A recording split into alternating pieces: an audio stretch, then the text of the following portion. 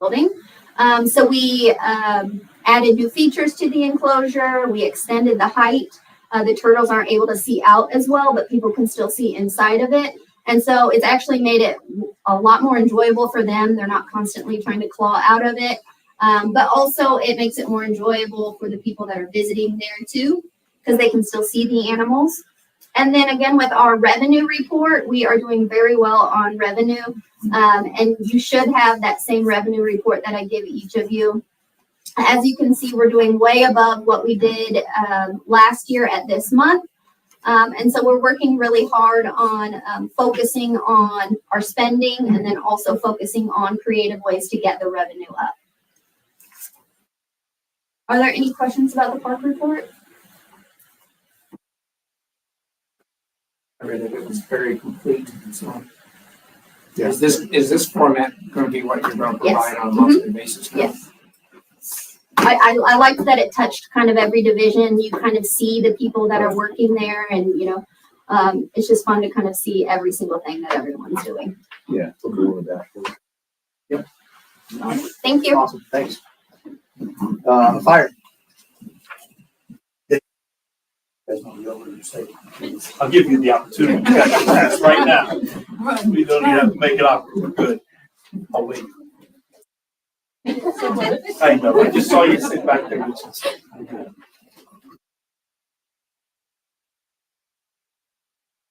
All right. It's always weird to try to get up and sneak out with the front row, right? Thank you, sir. Yeah. Thank you. All right. First off, thank you to them for coming. Congrats to Stephanie. Chief Weiniger, we joke in the office, is the chief. She's walked in our office plenty of times when Chief Porter, Chief Phipps, and myself come in, and whenever you talk about accountability, a lot of times I think it gets assumed that the administrative staff gets to skate on a few trainings. We do try to sit in the rotations during big class training, but if we miss them, yeah, well, the door gets locked, the tools get brought in, and we do our skills, and she makes them do it right at the table at my desk. So we know who the real boss is. We do refer to her as Chief Weiniger because she's kind of the boss to all of us. That's how we get to keep being firefighters and staying here. And she makes sure that we do the right things and check all the boxes that we're supposed to check. So thanks to her. We did a story on her not long after she started for being the first female EMS chief in the county. And, she's held multiple ranks before where she came from before going to the hospital. And, she does keep blazing her path. She doesn't lose the energy. So we appreciate that. But that goes true to the whole staff. I appreciate all you guys showing up. The union, the members, everybody's been a lot more active this year. I think you guys have noticed it at meetings. Same thing with the safety board. And we got Mr. Joe Pritchett here, which is your appointee. Came to the meeting today. Plus, he's familiar with some of our people and also wants to be present for their accomplishments as well. So welcome to Joe as well. So, again, going through the report, not spending too much time on this because I want to talk a little bit about the annual report. Some key accomplishments, though. We got the awards banquet finalized.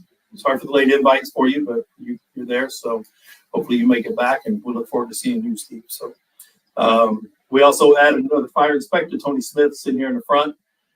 Tony was in a process with 9 people. Miss Ashley and Levi and Chief Phipps were in that interview process, and he did very well in that. I want to make sure to remove myself because I do have a friendship with him. I've known him for a long time. So to get rid of the stigma of the buddy system and making sure we're doing things the right way, that's why we had HR involved at the time and make sure that they're going through and scoring it as well because she doesn't know the really shit and know anything else. And we want the most qualified people here, regardless of how well we know them. Moving into fire prevention, you're going to see that we did more inspections with him that we've done in the last 3 years combined in any one month. So we had 144. That's about 20 to 25 more inspections than we've done historically on any 1 month alone. So we're already reaping benefits of it, and that's with the onboarding and everything else we did. So Levi's really getting the group ironed out.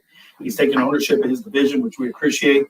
And we haven't really done that in the past. We haven't allowed people to do that, allowed people to have their own domain and manage it. He's really starting to flourish. Like you heard in the beginning, Stephanie came in and did that immediately for EMS. Chief Porter and Chief Phipps hit the ground running in January before I ever showed up, keeping things going. And, now Levi's doing that with fire prevention. So it's just enabling all of our people, Director Crown out in the support services doing the same thing. Enable people, give them their budget and say, run with it and know where you're at, know how to manage it and learn how to be a boss and learn how to do the things that are expected of each division. Along with those positions, we added a couple of civilian medics. We had Casey early on. I brought her up before. We also added Cecilia Mencius and Garrett Seymour.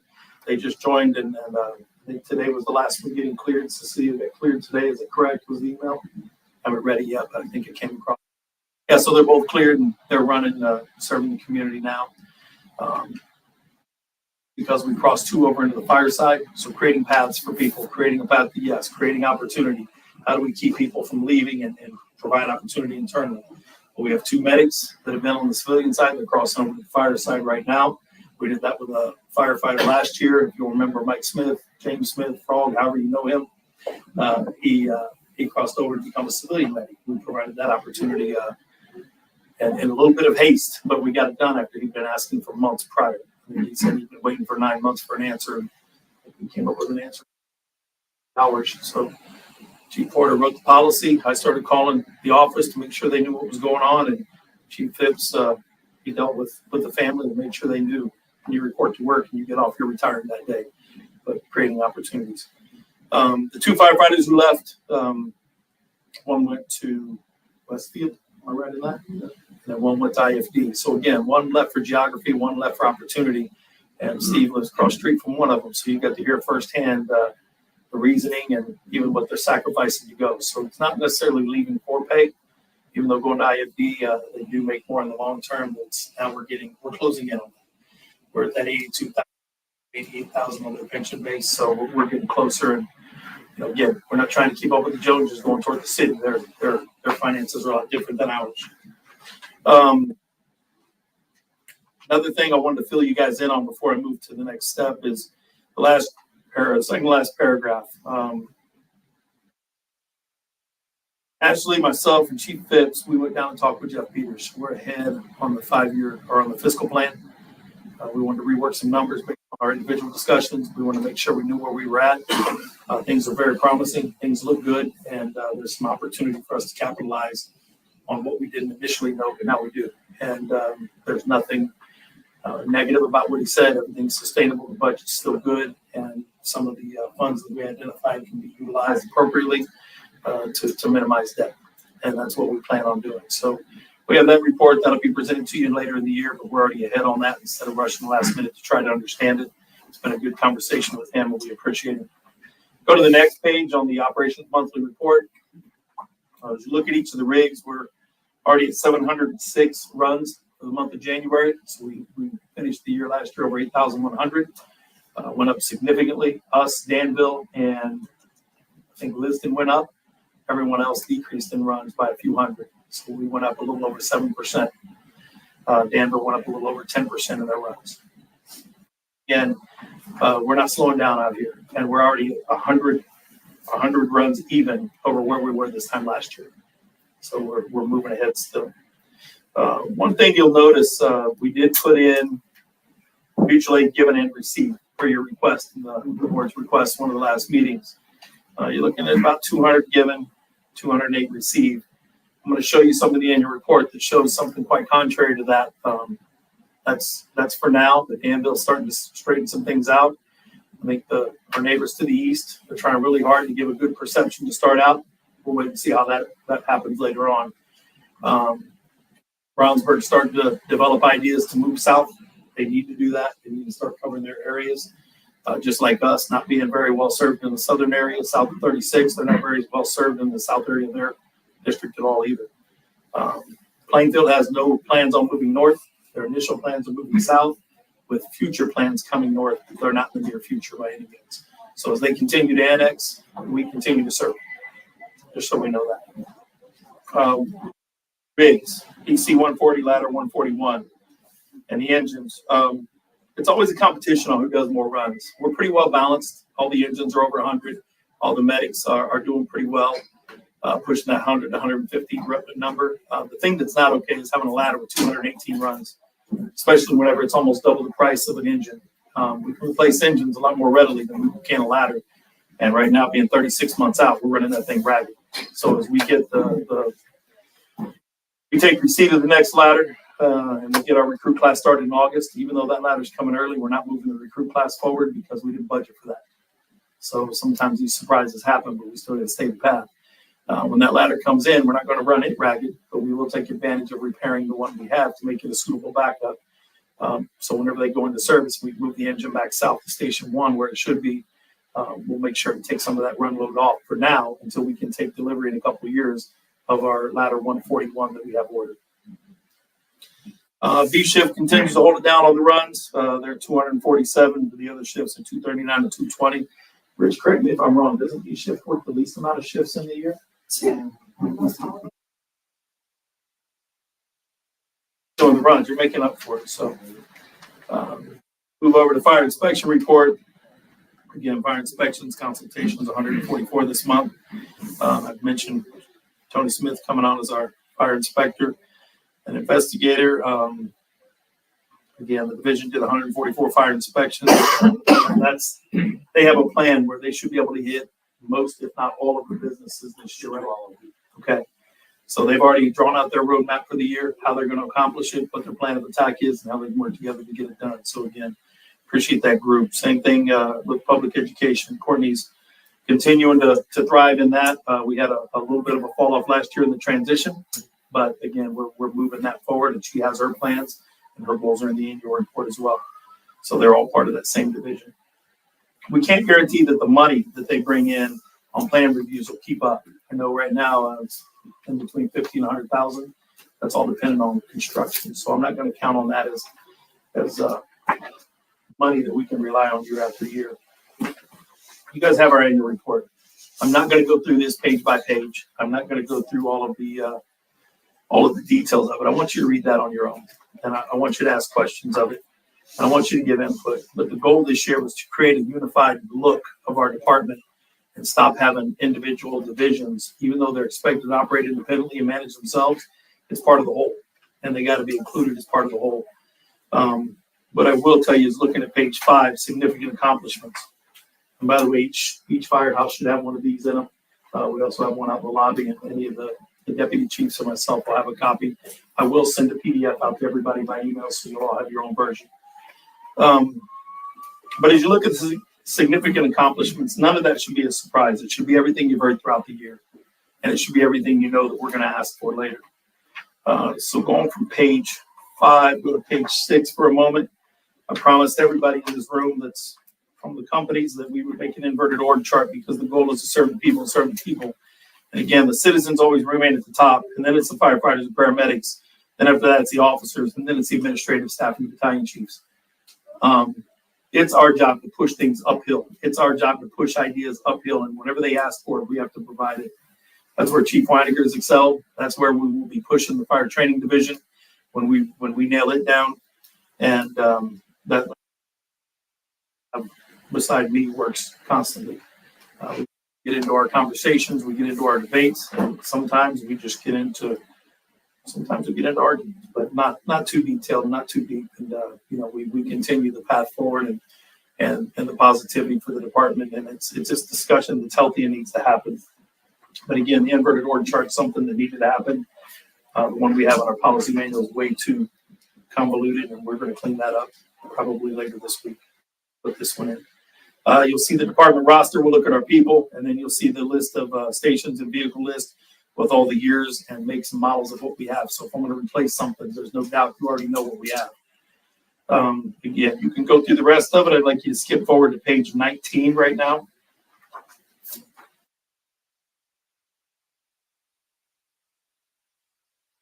Page 19 is a placeholder for health and wellness.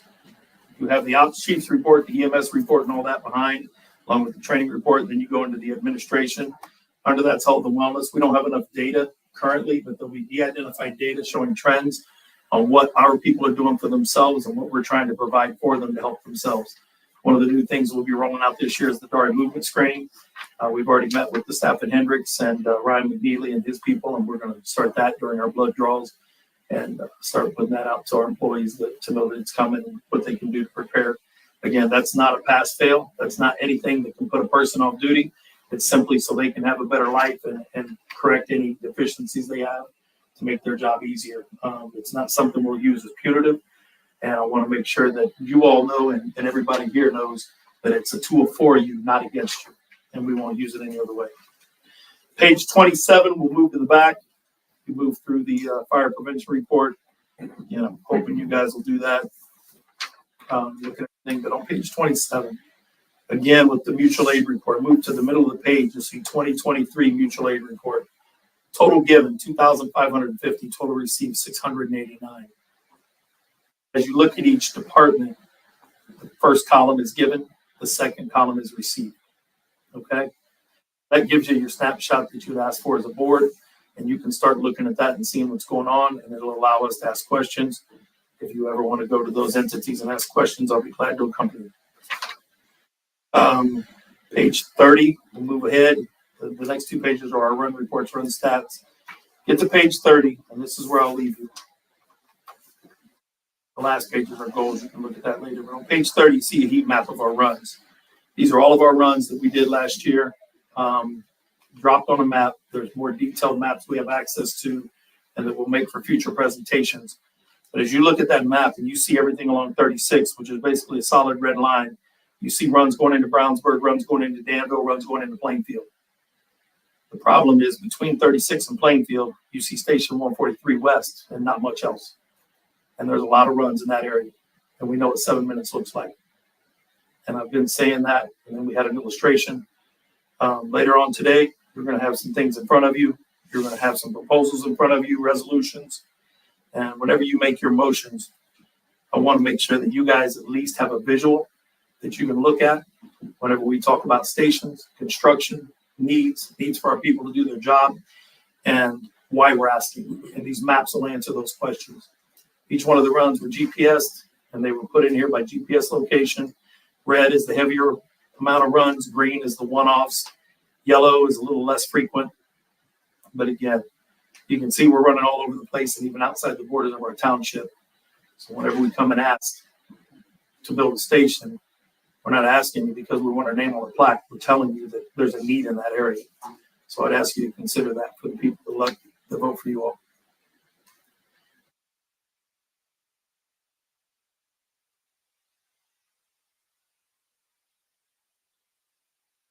No, I appreciate the time you put into this too. This is good. This is good information. There's a lot of data. It's a lot of numbers. Whatever you guys have questions about, you can reach out to myself, Chief Porter, Chief Phipps. We'll be able to answer your questions. Okay. Thank you. Appreciate it. Let's see. Trustee report. Sorry. Before I get into the trustee report, one of the areas I want to point out, going back to the fire operations, the monthly report, is the apparatus out of service. Oh, yeah. Thinking back to last year when we first came on board, when Danny was first coming in, Chief Phipps, Chief Porter, we stood in front of you on several occasions and we talked about Engine 144 being out of service, Engine 144 being EMS only, the battalion being out of service, and these deputy chiefs having to come in and fill the nights and the weekends and all of these other shifts. We have all zeros when we look at the out of service for this last month, and that's a really good place to be. That was definitely something that we set out as a goal as new people coming into our positions. We wanted to make sure that we've given an expectation from our community that these are the apparatus that they're paying for. They need to be in service and they need to be available to serve that community. And to see the zeros in that out of service column is a big deal to me. I hope it's a big deal to you all as well. So I certainly appreciate Chief, you and all of your staff going through and doing the legwork to make sure that we've met that goal. So thank you for I made a note here and I didn't bring it up. I skipped over it on accident, but it's due to the efforts of everybody in the room. The people sitting in the back. They went through the classes, they developed themselves, they stepped up, and instead of sitting back and waiting, sitting back and worried about a repercussion of a mistake, people were willing to step up and trust the process. Same thing, same reason you got the nominations for awards and the same reason the awards banquet's been positive this year. So to the trustees report, we've got a lot going on. So to cover everything briefly, We were approached by the Daughters of the American Revolution, a chapter out of Danville. They participate annually in the wreaths across America, which, thinking back to their email, I believe there's 4,000 wreaths across the United States that are distributed and put on the graves of veterans around the United States. I am happy to report they approached us and they did request to use Gossett Cemetery, which is 100 South and Avon Avenue. One of the townships that we are responsible for maintaining will be one of the 4 cemeteries across the Hendricks County that they will be honoring this year with the Wreaths Across America program. So happy to be able to allow them to participate. They handle all of the fundraising and all of the organization. We simply had to say, yes, we would love for you to use the cemetery as an opportunity to do that. So happy to be able to participate in that this year. That will be December 14th. That is the only specific information I have about the event. As we get closer to that over the next several months, we will have more information. I'll pass that along as it becomes available. In addition to that, conversation that I had with Laura not very long ago, we were talking about 2024 events and the large events that we have throughout the year. As you remember, last year we did have some overlap with the town of Avon and some of their events that they were hosting. Working really hard to make sure that we have a good, positive working relationship with the town of Avon. And Laura reached out to Shelby at Avon Parks. They sat down, had a very positive conversation about, hey, these are our events. These are their events. Let's try to avoid the overlap where we can. Of course, we all have several different smaller events that is neither here nor there, but our big major events, we really wanted to focus on those to make sure that that we weren't competing against one another, and instead trying to collaborate together and try to work together on some of those events as possible. So really, I think a positive conversation came out of that. So I want to thank Laura for working on that for us as well. Again, just an opportunity for us to try to work and to complement the town, and they're reciprocating that back as well. So I'm grateful to them for doing that for us. Next item I have is in reference to Wayne Township EMS. As Fire Chief alluded to already, we have been told that as of March 17th at 7 o'clock in the morning, Wayne Township EMS is going to be no more, and it will be taken at that point and operated by IEMS. We don't know what that means exactly, but I can tell you that there have been conversations occurring in this building. There have been conversations with people across the county line to try to figure out what information we can gather, and we're going to continue to have as many of those conversations as we can. I personally have some concerns about how often we're going to be getting pulled into Marion County, but again, we don't know until we know. We're going to continue to keep our finger on the pulse, if you will, unintended. Thank you. But we are going to try to pay attention to that and make sure that we are monitoring that. Obviously, we have our ambulances in Washington Township. We have the number of ambulances to serve our community. Mutual aid is a real thing, and I understand that as much as I think anybody else in the room here. At the same time, we can't be providing ambulances for another county just because they may or may not choose to staff it appropriately. So again, we don't know what's going to happen. We're going to continue monitoring it, and we'll go from there. If you've heard something about it, we do have an eclipse coming up before too long.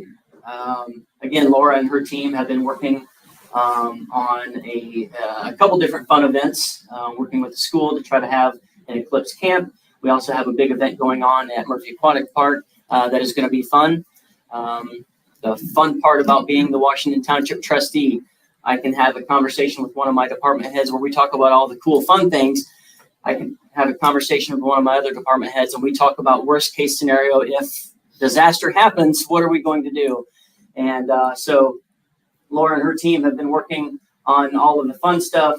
Danny and his team have been working on, okay, if this is chaos, what are we going to do and how are we going to be prepared? So just to reassure the board and anybody else that's tuning into our meeting tonight, we are working with different entities, Avon Police, Henderson County Emergency Management.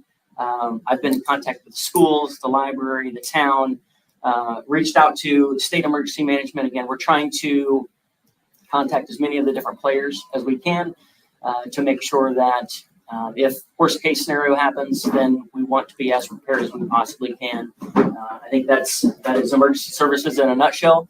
We hope for the best, but we plan for the worst. And so that's what we're working on with this event. And I think we've got a firm grasp on kind of the direction we would like to go, again, to make sure that we are adequately staffed and prepared to the best of our ability. Lastly, I did want to point out, as Chief had already mentioned, the Fire Department's awards banquet is coming up this weekend. As I mentioned in here in my report, we do have an entire department full of the best of the best. And I don't envy the awards committee. I know they've been working hard over the last several weeks putting this together, and they have just a plethora, if you will, of nominations that were submitted. And to narrow that down, I know is a difficult process. So regardless of all of the awards that are given out, it's going to be a fun event, and I look forward to attending that this weekend. So thank you, Chief, and all of your staff for putting in the work to get that done. So that is what I have for you this month. Thank you. Okay. We got old business up next. Murphy Aquatic Park pedestrian crossing. So the flashy lights are in. Yeah. So I know we have talked about that previously. We knew that they were being installed. I can't say definitively they are installed. And then I've been told the town continues to communicate with us, which again, very much appreciate. Once the weather gets to the point where we can do the necessary road work, then that work is going to be completed for the speed table that we've talked about at great length as well. So I can't give you a definitive date, but I can cautiously, optimistically say the end is near for that, and that pedestrian crossing will be hopefully completed before too long. So.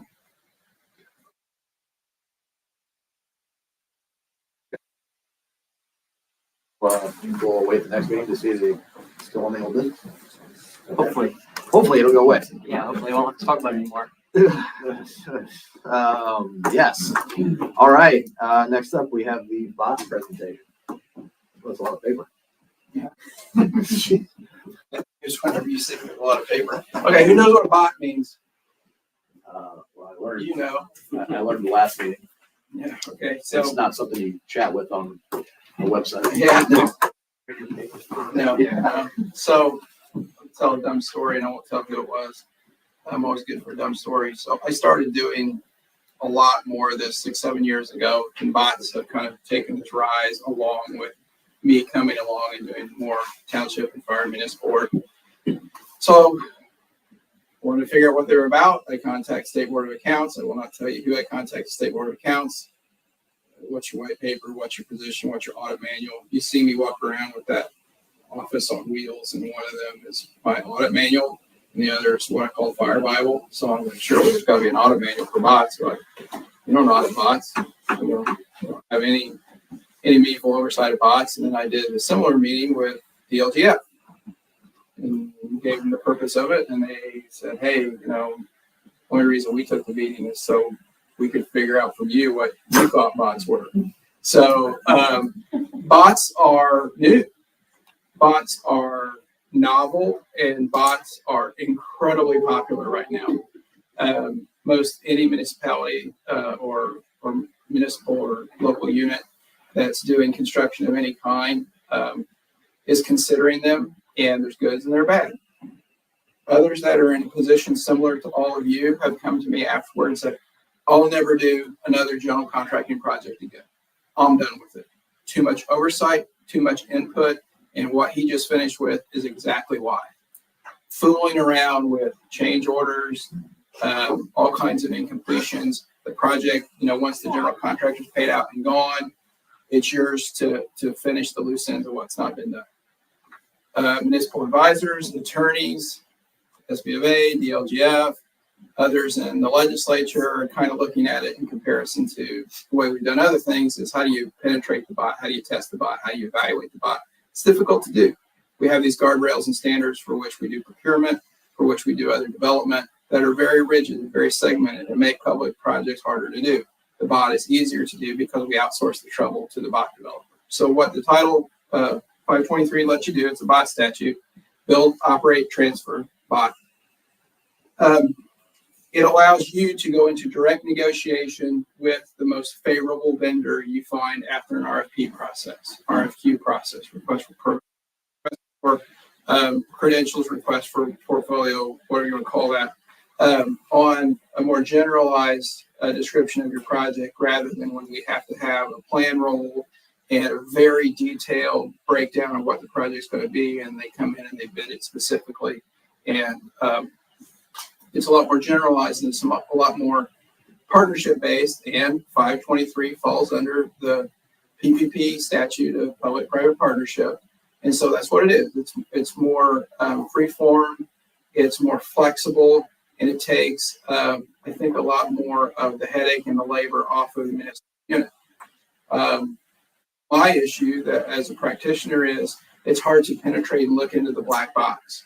How do I look inside this transaction to determine whether or not the builder or developer's fee is comparable to the marketplace?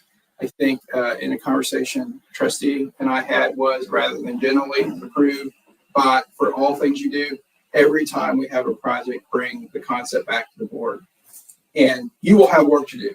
This is not, hey, we've adopted bot, come back and let me know when we get out the silver shovels and, can all get our pictures taken when the project's done. And have a lot of people come by that had nothing to do with the project to get it off the ground, including me sometimes. So it doesn't limit your ability to go through any other procurement process. All you're considering tonight are resolutions to test the process. All this is to say, yes, we are going to look into going this way. And there are many stages for which Veritas will be closely involved, not unlike how they've been as your builder's agent. And first is scoping. You will go through projects. Well, first is requesting proposals. You'll put out advertising and say, hey, if you think you're good at this, if you think you know how to build us a station or renovate a station or finish a park, you throw us a proposal. And it looks more like a presentation of credentials and a presentation of other projects they've been successful on rather than what Alan Shepard say, I'm sitting on top of a rocket constructed by a series of the lowest responsive bidder to be shot into the atmosphere. Shooting at how do I get to the lowest total cost, and it allows you to change your focus to go, what is the best total value? Where's the XY cross to getting to the right value? And maybe it's not the lowest total number, but sometimes the low guy, and John will tell you this, and I've done it in contracts, they'll be up and down, and there'll be one guy way down here, and it's like, I don't think you can do that. And a lot of times you'll go through it and go, you forgot, or you forgot a whole segment of the building. And then you're having a conversation if you let them out or not. So that's always kind of the problem of shooting to the lowest when you can kind of shoot into what's most appropriate. The map, and I didn't point out this way, I wish I could say I was very in tune to your agenda, but I was using the map as an example. You outsource all of the bloating. Developer's problem. All those after project issues, everything dealing with the map curb cut, the bot developer has to finish that and deliver it to you finished. I'm going to use a term that for maybe 6 or 8 of us is meaningful because our attendance was different the last couple of years. Suitable soil contingency. And suitable soil contingency, Laura's going to laugh. That's their contingency. They figure it out. That is your problem, developer. You don't have an unsuitable soil contingency. They have an unsuitable soil contingency. The problem is though, you don't know how much of those contingencies are always built in. You can't always tell where those things are breaking back and forth. They give you a price. That's an acceptable price to you. They have to deliver it for that. In the last couple of years market, That has not slowed down bot, but that certainly has raised the risk for the bot developer because labor is moving. Projects that began in January and don't end for another January, prices change. All the things that have moved up and down that we've had to deal with fluctuations in the market. No change orders, no other, movements you'd have to deal with. So in terms of what you would be considering right now is step one of multiple steps for which you may have close involvement, regular involvement. If you want to be part of the request for credentials committee, tell him that you want to be engaged in this or you want the board to be on this, and you'll put together, with Veritas and with the trustee and probably Laura for the parks, someone from the fire department on the fire items, and go through and go, yeah, this guy's low, but he gave us a proposal talking all about school buildings. We all could know who's building fire stations. And the guy that throws something in and all he's got are jails or fire stations, well, parks are weird. Parks are different. And so you're going to want to look at a total portfolio. And it seems strange, but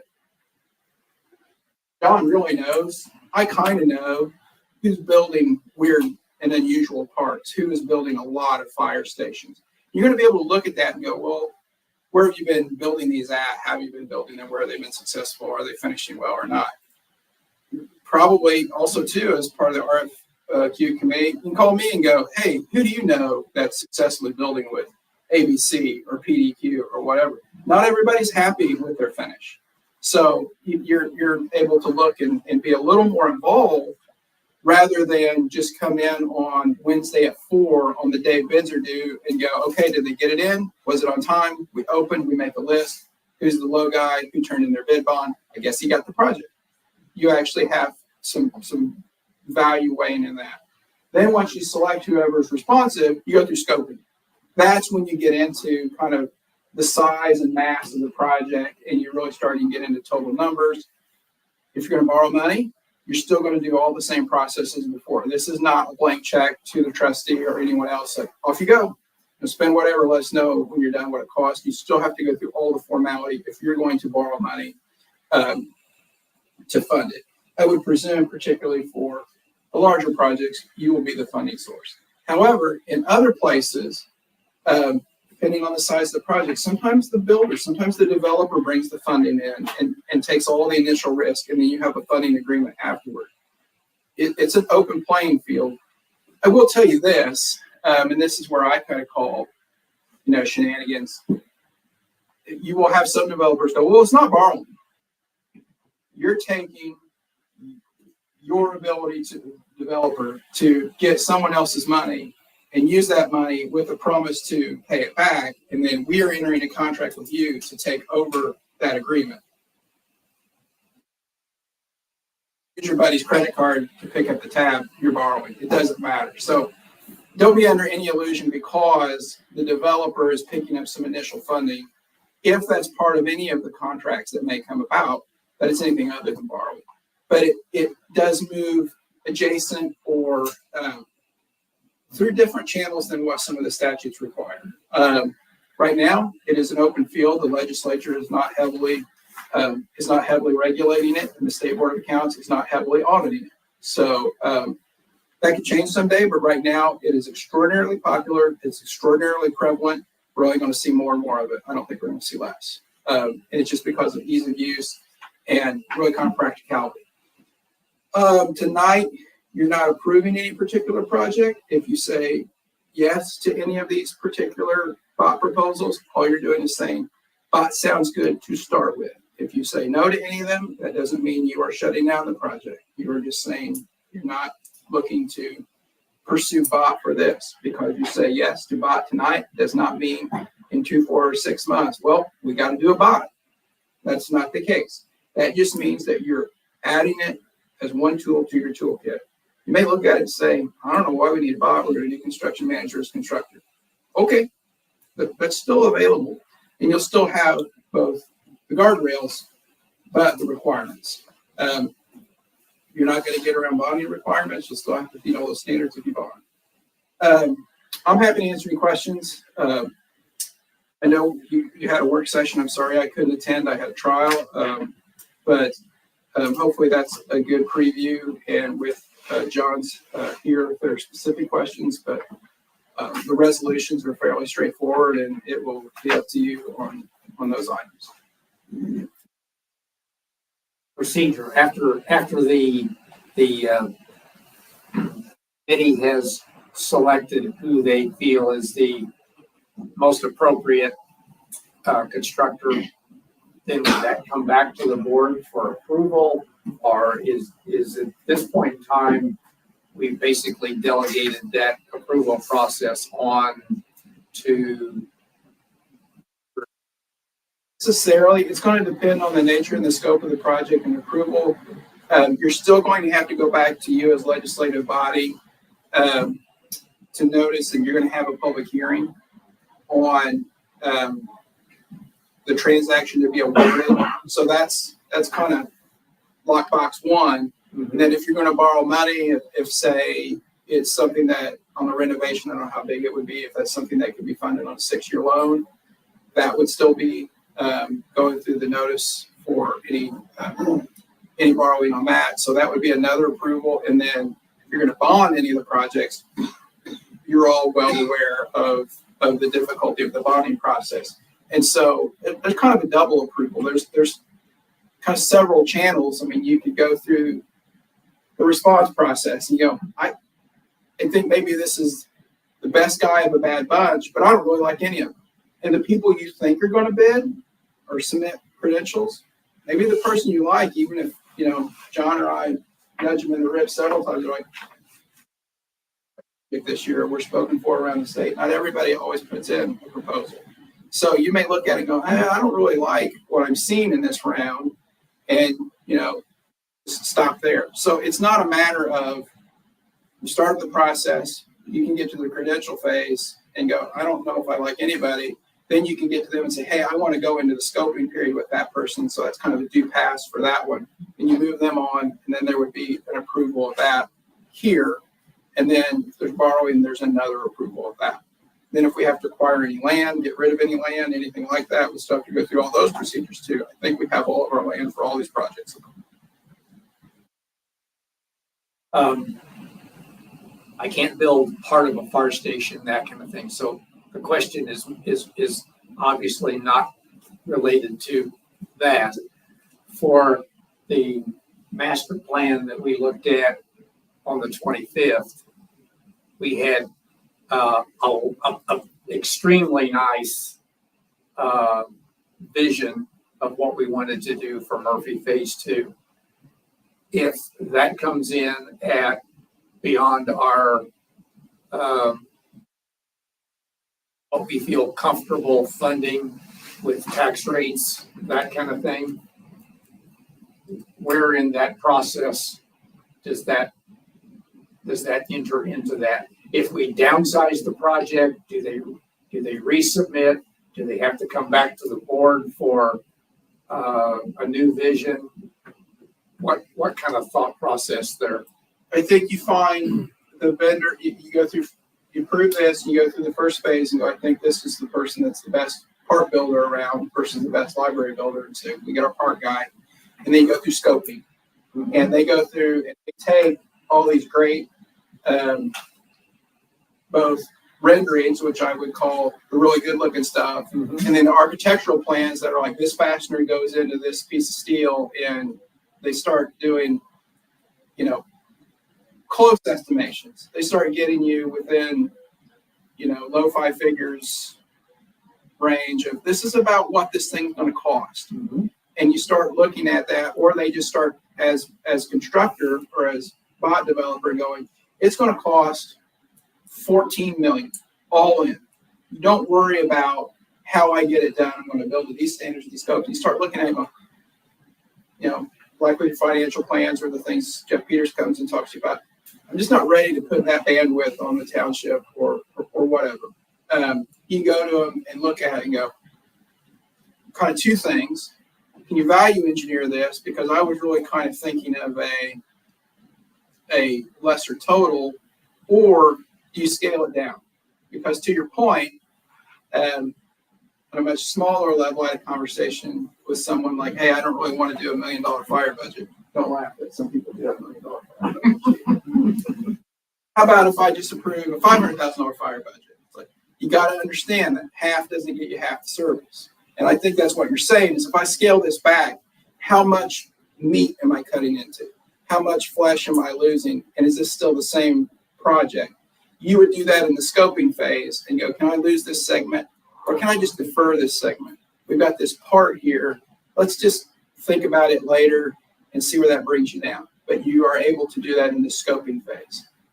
Or just say, hey, you know, if taking this part out of this part out really loses the whole spirit of the project or doesn't deliver what everybody's hoping for, let's just defer it until we get some more debt off the books, or get other projects out, and let's bring it back in a year or two. That's also part of planning, you know, looking at what all projects are in the pipeline. So that's part of that process too. And I think why it would be really good to have some board members on that RFQ and scoping committee of like, it's not just, let's look at this project and look at its scope. And, you know, it might be awesome. It's probably going to be awesome, but you've got a lot of other needs and other things to do too. So it's good to have kind of the total package of the needs of the township, both on public safety and park side.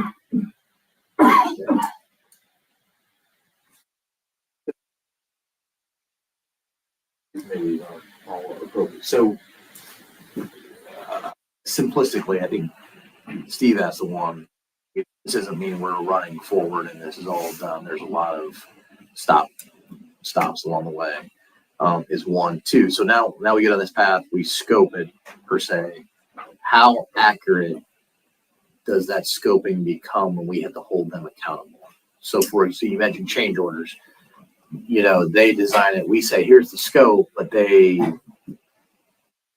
put a full glass window in a changing room. And you're like, well, we're not responsible for that. Who's going to referee that in that situation?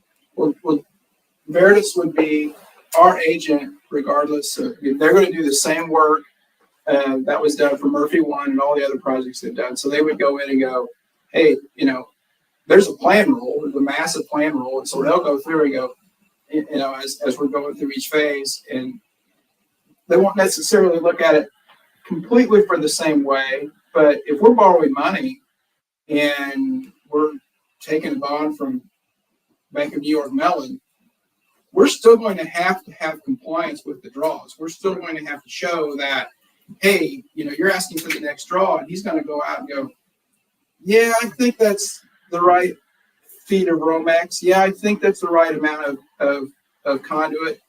Or we come back and say, I got 10 yards of concrete missing. I don't know why you know, that's what we rely on them for. So the same kind of scrutiny is making sure that. So they're liable in that situation. Well, they're Not necessarily liable ourselves, we're Right. the ones that are providing recommendations. Right.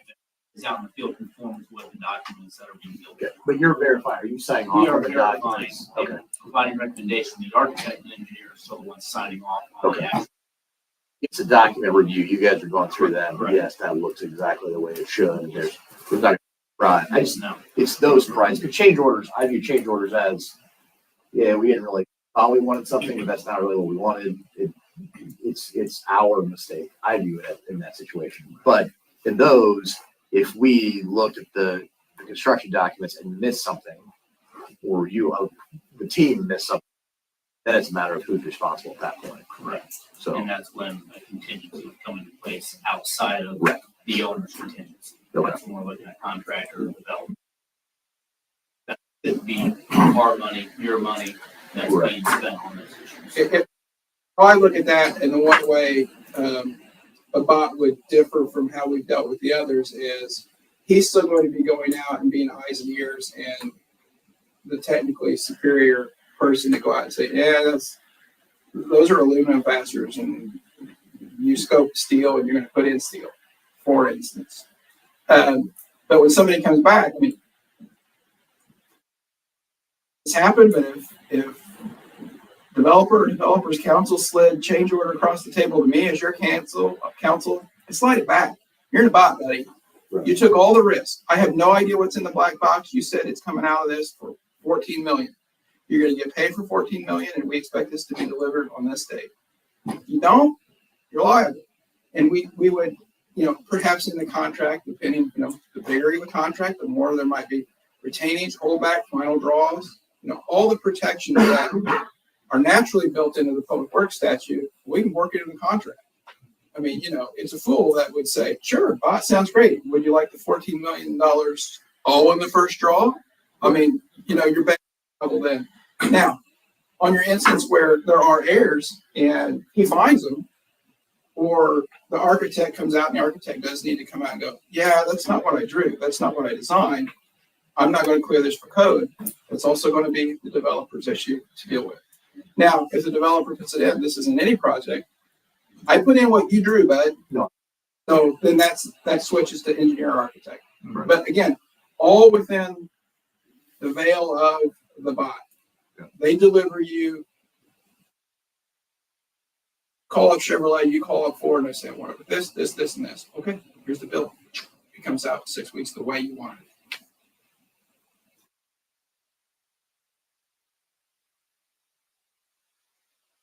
Right. And just because we're moving something forward right now doesn't mean that we are incurring service agreement that the town with the architect that's outside the BOT design still going to happen. The BOT team's just going to start putting that design that we're going to review and give them options of price. And ultimately it comes back to the cost as part of this. And of course, we need the architecture and all those things for any course we choose. We've always had the architects, we've always had the engineers, have always been necessary. Right. Transfer occurs where we define it, when it's done, when. That will be subject to contract. It will be depending case by case, but the transfer will occur at the end when there's been a total payout. There are some instances where there's a longer term lease, but I think for your purposes, you realize that your ability to borrow and bond is fairly stout, and so they can't foresee anything kind of going on at the end, extended. But I think you could go and, okay, Jeff, you happy? Curtis, you happy? Engineer, you happy? Avon, are you happy? Completely satisfied. Everything, all the certificates are released, then you can say we're finished. And I think based on your experience, we're probably going to say if all C of O's permanent are issued.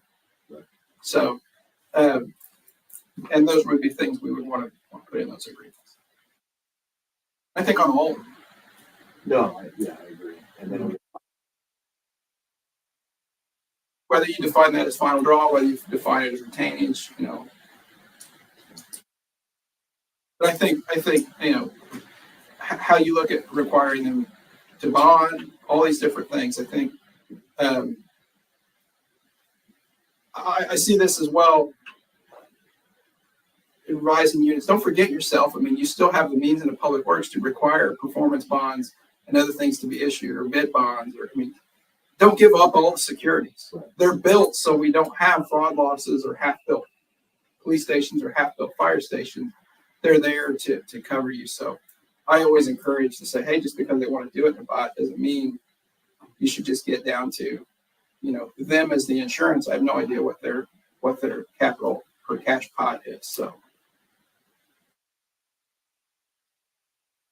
positive, what's the risk?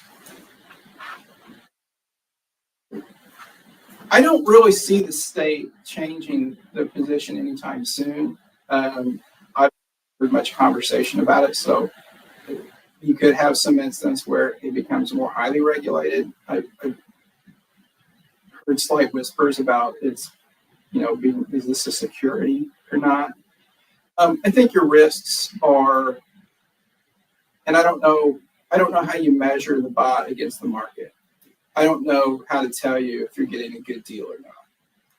And so if there are a bunch of unforeseen things that pop up. You know, these contingencies we've dealt with in the past, you know, soils and C of Os and all these other things. And you never have to touch it, and we never have to have a conversation about it in these meetings.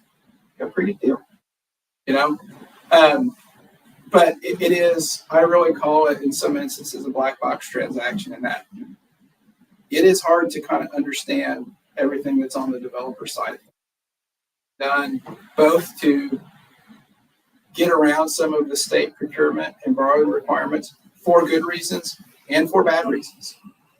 And I see it both ways. I mean, the reason we don't have insider deals, the reason we go through the procurement we do, the reason that he and I talk when there's stuff that's $50,000 and $2 is because the state requires that there be open transparency with purchasing of public goods. So it is, I think, kind of by nature working around some of that.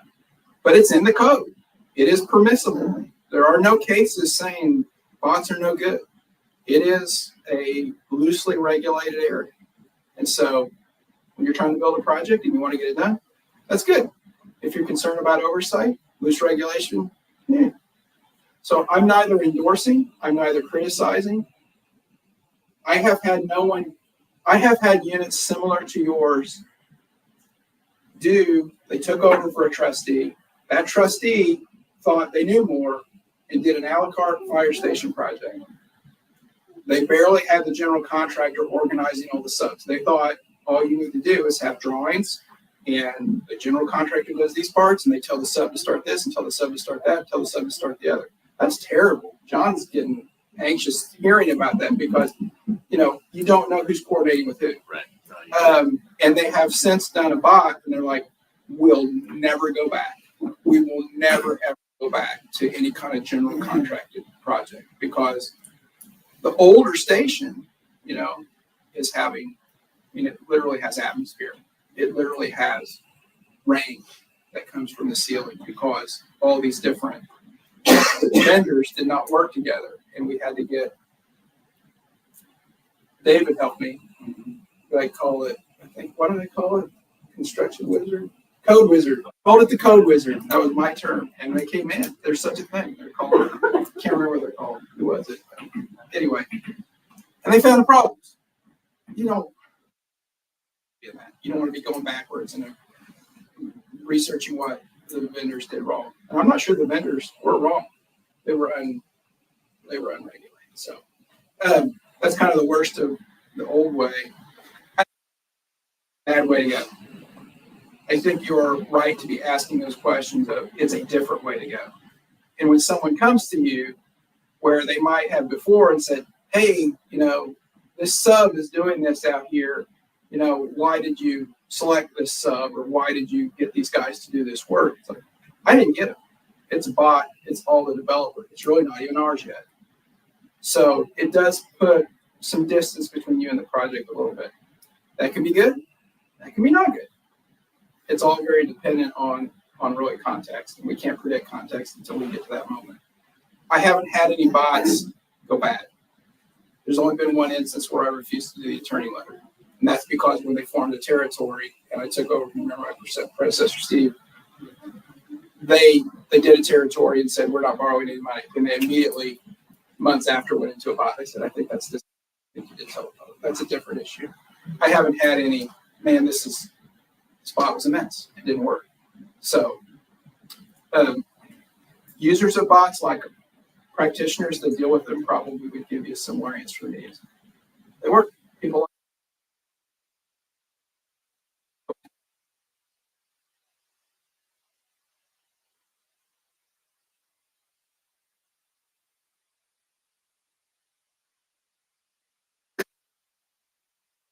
Me so right now.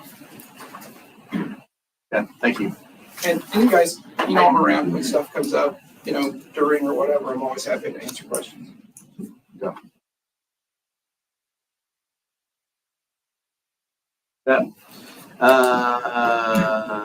Next up is new business. We got 8 resolutions. First up is resolution 021324-01 2023 encumbrances. The annual thing that we do encumbering last year's money. Here is on the resolution, a list of everything, starting on my fund, fire fund, fire cume fund, and park fund. There was all this money left in last year's budget that they are going to encumber and spend and pay this year. So attached to your email was all the invoices too. If you had any questions about. Yep. I tried to pull them out of here, keep them separate. If anybody wanted to look through them, they were all there. We double checked all of them there. No, I appreciate that. I'm kind of old school and I print and read, so I appreciate the fact that, I mean, obviously due diligence was done on all those. Yeah, it wasn't just that, hey, it's going to cost, we think it's going to cost us.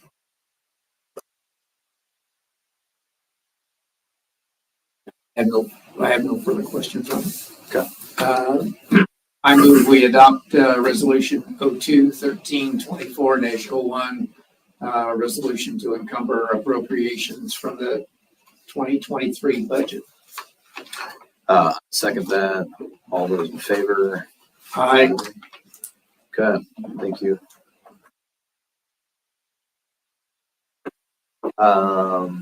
Next up is Township Assistance Guidelines, Resolution 02-1324-02. The only thing we changed in the 24 guidelines is they changed the 24 poverty levels. So we just increased those numbers to match that. And then we also increased the amount up to for housing. Increased it just a little bit, just due to everywhere increasing their rental rates. So we called around and we got an average and kind of picked the number and said this is what we're sticking with. So. Okay.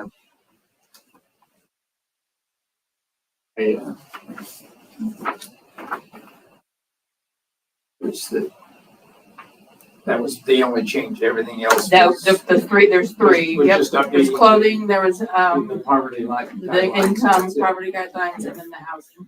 Okay. Okay, I guess it's all I need this week. Yeah. Okay, resolution 02-13-24-02.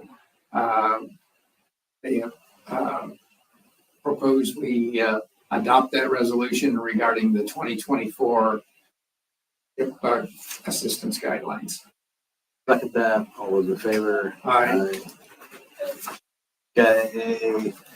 Next up is Resolution 02-1324-03, job description for front office assistant.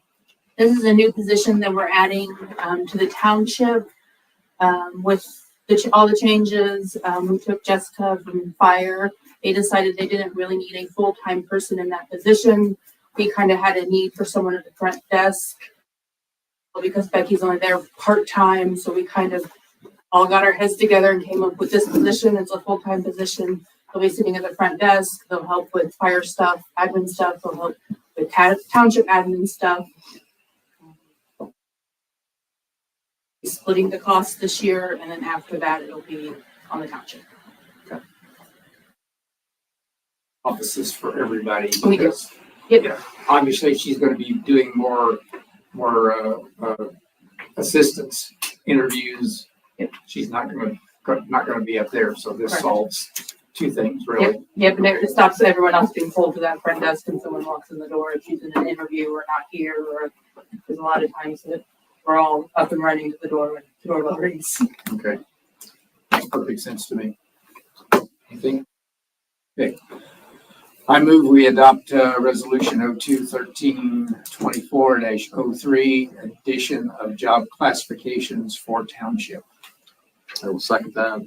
All those in favor? Aye. Okay. Next up is our resolution update, resolution 02-13-24-04. So this is adding the front office assistant onto our salary resolution. We did the same thing we do to every job. So we found what everyone else was paying similar positions and kind of went with it. This is where we're going to land. And then the parks are adding another naturals position. So we just changed that number from 1 to 2. Nothing else changed there.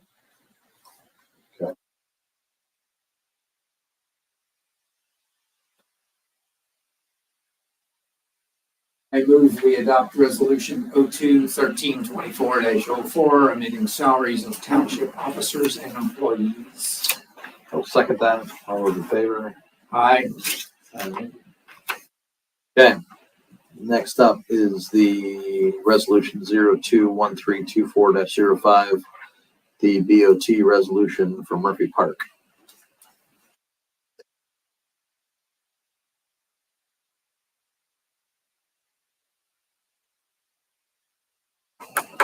I think the questions that I had, Jeff has covered.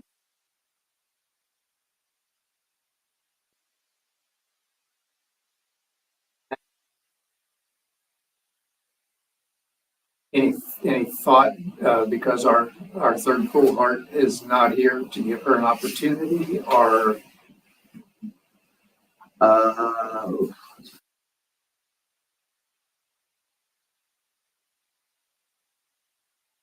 other than that, I had no reservations, but exclude her from the process either. No, that's a good. I did have a chance to do the whole presentation that we did on the 25th with Amanda on that following Monday, so she is aware of. And I explained to her the entire bot process as well, and she seemed to be on board. And she did want to be here to kind of hear what Jeff had. She is aware of the full scope of the project, and she's aware of what a bot is.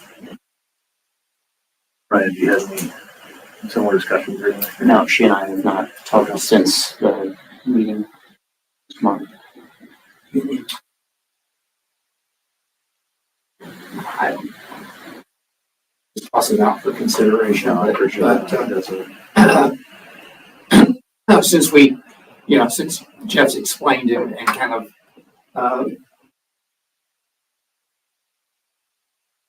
under my fear, I won't say fears, what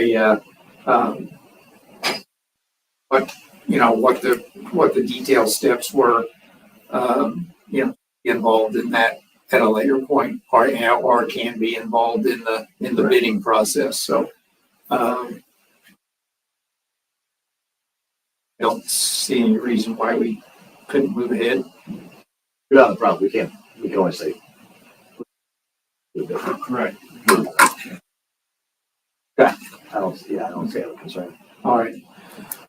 I move we adopt resolution 02-1324-05, resolution, determination to adopt code 5-23 to authorize the release of a request for proposals under Indiana Code 5-23. Jeez. Sorry. Darn attorneys making long titles. I will second that. All those in favor? Aye. Good news, Steve, there's only 2 more of those titles. Yes. You can just say the number, I think. Yeah. We'll call it for it. Yeah. Okay, next up is resolution 021324-06 is the BOT resolution for Station 143.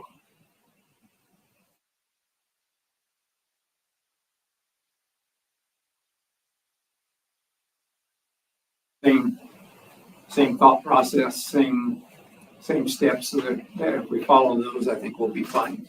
Okay. I move we adopt resolution 02-1324-06. Okay, I'll second that. Aye. Okay. Next up is resolution 021324-07, BOT resolution Station 145. Same.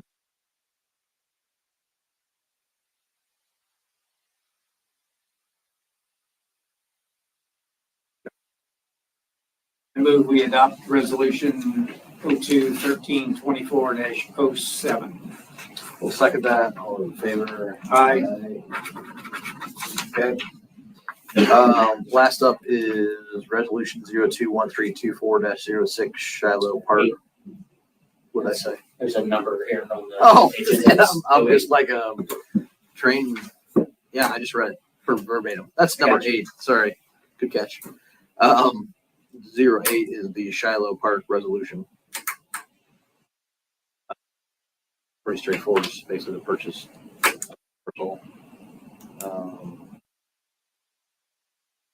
Purchase amount been defined. Laura, do you have, you go up to Yes. So this resolution is, for you to give, so there are a few things that we still need to do for that, that Jeff's gonna take care of for us. So he's gonna prepare all of the documentation for us and for the Shiloh Farms Association. So this is kind of giving Ryan the approval that once Jeff gets everything done, all the paperwork done, Ryan can go ahead and sign off on everything, and then we can proceed with, procuring that property. It's in the HOA, and the HOA needs declarations, and we need to get 3 of the declarations, and then we need to get a little bit of parking easement too, other than that. Yeah.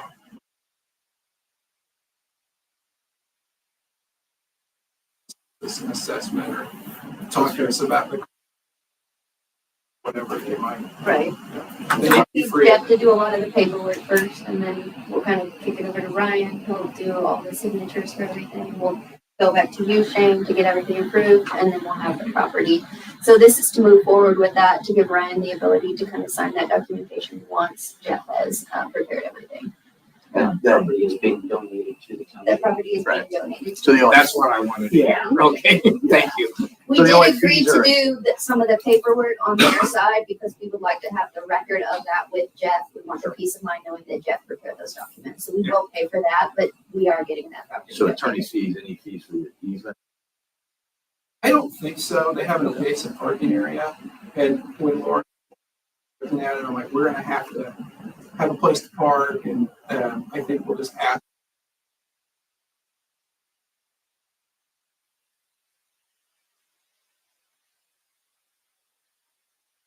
It tosses the title, but if we don't clear out the encumbrances, then somebody will come back and try to enforce those regulations against us, and we just want it to be free. Yeah. We've I also agree. spoken to the county, John, to talk about some of our options too for parking. It's a large 2-lane roundabout, so we have talked about the options of making that a 1-lane roundabout and doing some parking on the inside if we want to move forward with that. So we do have more options, but I think, you know, the majority of the people coming to that park will be the neighborhoods that live around the park.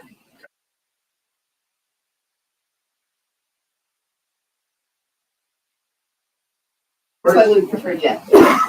Boards change and so do mine. Sure. And is this a management company board, like management company with this too, or They, just? they probably have one, but I the basketball practice and wrote all this up. So there is an email where it's all broken down. And I started digging around.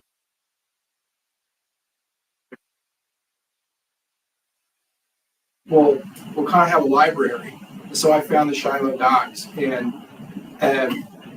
some boards have authority to transfer common area and some don't. So they're going to have to go Okay. do a little proxy Okay, drive. you're done all, I just want to make sure all that was. Yeah. Asking those questions. Yeah. Right. They've been asked, and we will lay out a procedure for them to divest themselves of this, but they're going to have to get appropriate authority from their people. Okay. Any apprehensions on their side. All right. I move we adopt resolution 02-1324-08, regarding the acquisition of,